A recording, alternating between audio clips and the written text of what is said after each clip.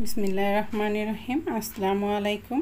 নীতি সহজ রান্নার সমাহারে আপনাদের সবাইকে স্বাগতম জানিয়ে আজকে আবারও চলে আসলাম খুবই ঝটপট একটি রেসিপি নিয়ে এবং খেতে ভীষণই মজার রেসিপি। সেটি হলো এগ ম্যাগি পোচ রেসিপি। আপনারা এটা এগ ম্যাগি নুডলসও বলতে পারেন, যেটা আপনাদের কাছে ভালো মনে হবে সেটাই আপনারা বলতে পারেন।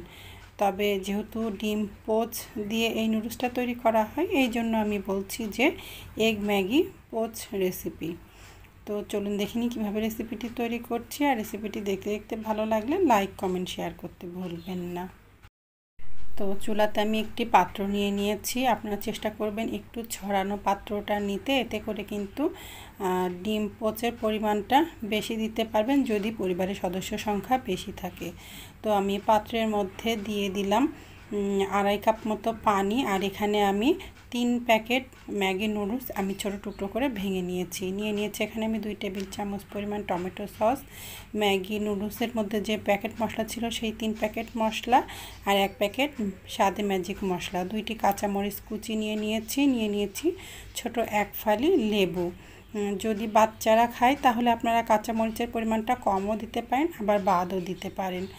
তো এই উপকরণগুলোই আমার লাগছে। তো পানিটা দেখেন টকবক করে ফুটে উঠেছে। আমি ভেঙে রাখা নুডলসটা পানির মধ্যে দিয়ে দিলাম। এখন একটু নাড়াচাড়া করে দিব। আর এর মধ্যে আমি দিয়ে দিচ্ছি সামান্য পরিমাণ, প্রায় 1 চা চামচ পরিমাণ তেলটা দিলে কিন্তু নুডলসটা গায়ে গায়ে লাগবে না, একটু ঝরঝরা থাকবে। এখন নাড়াচাড়া করে দিলাম। আমি 3 প্যাকেট নুডলস দিয়ে বানাচ্ছি। আপনাদের পরিবারের সদস্য সংখ্যা বেশি থাকলে বা বেশি পরিমাণে খেতে চাইলে নুডলসের পরিমাণটা বেশি দিতে পারেন, আর সেক্ষেত্রে এখানে পানির পরিমাণটা একটু বেশি দিবেন।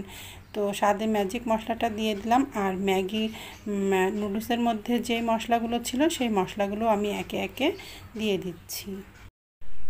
এই রেসিপিটি কিন্তু তৈরি করতে খুবই কম সময় লাগে, মাত্র 8 থেকে 10 মিনিট সময়ের মধ্যেই তৈরি করা হয়ে যায়। আর খেতে কিন্তু ভীষণ ভালো লাগে। আপনারা একবার তৈরি করে খেলেই দেখবেন যে বারবার ঝটপট কোনো ম্যাগির রেসিপি তৈরি করে খেতে মন চাইলে ঠিক এভাবেই এই ম্যাগি এগ পোচ রেসিপিটি তৈরি করে খাবেন ইনশাআল্লাহ। আর আমি কিন্তু এর মধ্যে এক্সট্রা কোনো লবণ দিই নাই। আপনারা চেখে দেখতে পারেন, যদি লবণটা একটু লাগে তো 1 থেকে 2 চিমটি পরিমাণ লবণও এখানে দিতে পারেন। এখন একটু নাড়াচাড়া করে দিলাম। এর মধ্যে এখন দিয়ে দিচ্ছি সেই 2 টেবিল চামচ পরিমাণ টমেটো সসটা রেখেছিলাম, সেই টমেটো সস। আর এই টমেটো সসটা অবশ্যই দেওয়ার চেষ্টা করবেন, দিলে কিন্তু স্বাদটা অনেকাংশেই বেড়ে যাবে। তো সব কিছু দেওয়া হয়ে গেছে, নুডলসটা সেদ্ধ হতে দিচ্ছি। তো প্রায় 3 থেকে 4 মিনিট হয়ে গেছে। দেখেন নুডলসগুলো কিন্তু সেদ্ধ হয়ে গেছে, পানিটাও বেশটা কমে গেছে। এখন আমি যে ছোট্ট 1 ফালি লেবু রেখেছিলাম সেই লেবুটা চিপে দিয়ে দিচ্ছি, বা এখানে আপনারা 1/2 চা চামচ বা 1 চা চামচ লেবুর রসটাও ব্যবহার করতে পারেন। এবার দিয়ে দিচ্ছি যে কাঁচামরিচ কুচিটা রেখেছিলাম সেই কাঁচামরিচ। আমি আবারও বলছি, যদি বাচ্চারা খায় তাহলে যদি ঝালের পরিমাণটা কম দিতে চান তো কমও দিতে পারেন, চাইলে বাদও দিতে পারেন কাঁচামরিচটা। এখন একটু নাড়াচাড়া করে মিশিয়ে নিচ্ছি। তো যেহেতু নুডলসটা সেদ্ধ হয়ে গেছে, পানিটাও অনেকটা কমে গেছে। আর বেশি পানি কমলে কিন্তু ডিমটা দিলে ভালো মতো সেদ্ধ হবে না। তো আমি একটি করে বাটির মধ্যে একটি করে ডিম ভেঙে রেখেছিলাম, 4টি বাটিতে 4টি ডিম ভেঙে রেখেছিলাম। এখন ডিমগুলো আমি এক পাশ করে আস্তে আস্তে দিয়ে দিচ্ছি, এতে করে ডিমগুলো উপরেই থাকবে। আর প্রত্যেকটা ডিমের উপরে আমি 1 চিমটি করে লবণ আর 1 চিমটি করে চিলি ফ্লেক্স দিয়ে দিচ্ছি। তবে যদি বাচ্চাদের জন্য তৈরি করেন, যদি মনে করেন চিলি ফ্লেক্সটা দিবেন না তাহলে বাদ দিতে পারেন, আবার চাইলে চিলি ফ্লেক্সটা পরিমাণে কমও দিতে পারেন। আর আরও একবার আমি বলছি, যদি পরিবারের সদস্য সংখ্যা বেশি থাকে সেক্ষেত্রে আপনারা নুডলসের পরিমাণটাও বেশি নিতে পারেন আর ডিমের পরিমাণটাও বেশি নিতে পারেন। তো এখন আমি ঢাকনা দিয়ে ঢেকে আরও কিছু সময় হতে দিচ্ছি, ডিমটা একটু সেদ্ধ হয়ে যাওয়ার জন্য। আমি 3 থেকে 4 মিনিট এটি ঢাকনা দিয়ে ঢেকে হতে দিয়েছিলাম। 3 থেকে 4 মিনিট হয়ে গেছে, ঢাকনাটা খুলে নিলাম। আমার ডিম পোস্টটা কিন্তু একটু শক্ত শক্তই ছিল। যদি আপনারা অনেক বেশি সফট খেতে চান তাহলে আপনাদের সময়টা আপনারা নির্ধারণ করে নিতে পারেন। 2 মিনিটও রাখতে পারেন বা 3 মিনিটও রাখতে পারেন, যেটা আপনাদের সুবিধা মনে হবে সেভাবে আপনারা করে নিতে পারেন। তো আমার যেহেতু ডিমটা সেদ্ধ হয়ে গেছে আর চুলাটা জ্বালিয়ে রাখবো না, চুলাটা বন্ধ করে দিয়েছি। আপনাদেরকে আমি পরিবেশন করে দেখাচ্ছি।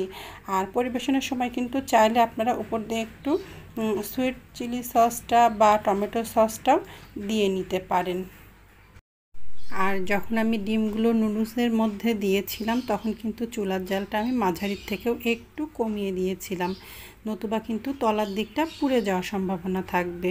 এখন তো চারিদিকে বৃষ্টি হচ্ছে, আর এই বৃষ্টির সময় কিন্তু খুব ঝামেলার কোনো কিছু করতে ভালো লাগে না। আবার এইদিকে মনে হয় যে কিছু তৈরি করে খাই। তো আপনারা কিন্তু ঝটপট এই রেসিপিটি তৈরি করে নিতে পারেন। খেতে ভীষণ ভালো লাগবে, তৈরি করতেও খুব কম সময় লাগবে এবং বাচ্চা বড় সবাই কিন্তু খুব পছন্দ করবে ইনশাল্লাহ। আর আমি কিন্তু কোনো রকম বেশি অতিরিক্ত যেগুলো পাওয়া যাবে না এমন কোনো কিছু ব্যবহার করি নাই। ঘরে সব সময় থাকে এমন কিছু জিনিস দিয়ে কিন্তু আমি এই রেসিপিটি আপনাদেরকে তৈরি করে দেখিয়েছি। তো রেসিপিটি ভালো লাগলে লাইক কমেন্ট শেয়ার করতে ভুলবেন না। আজকের মতো এখানেই রাখছি। আসসালামু আলাইকুম, আল্লাহ হাফেজ।